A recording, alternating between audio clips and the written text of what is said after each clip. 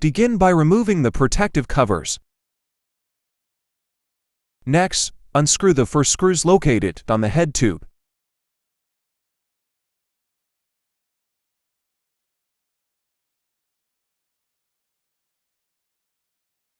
And detach the two fasteners securing the handlebar. Carefully position the handlebar in place, ensuring it's aligned at the proper angle. Securely fasten it by tightening the 4 original screws onto the fasteners.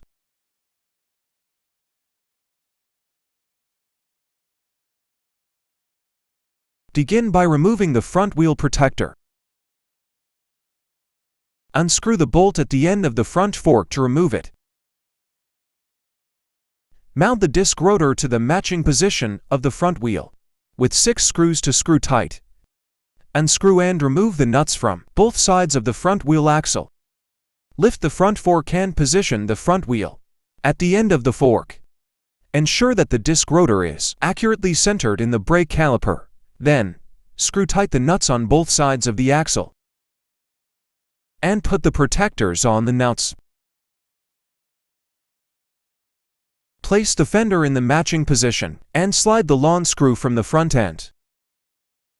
Put in the extended rubber block to the middle.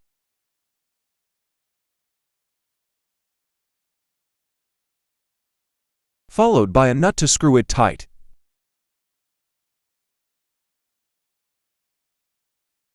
Line up the headlight with the metal parts on the headlight holder. Secure it with the nuts and adjust to the right angle. Then connect the preserved headlight power cable.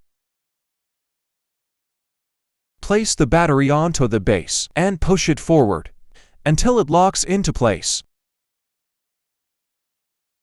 Turn the key clockwise to secure the battery, then remove the key. L and R are respectively marked on the rear end of the left and right pedals. Install the pedal with L on the left crank and screw it tight counterclockwise. Install the pedal with R on the right crank and screw it tight clockwise. Remove the protectors from the turn signals and tail.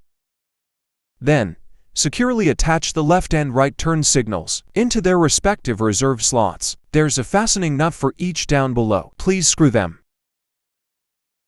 Check the angle of illumination for the turn signals. Then you can tighten the nuts securely.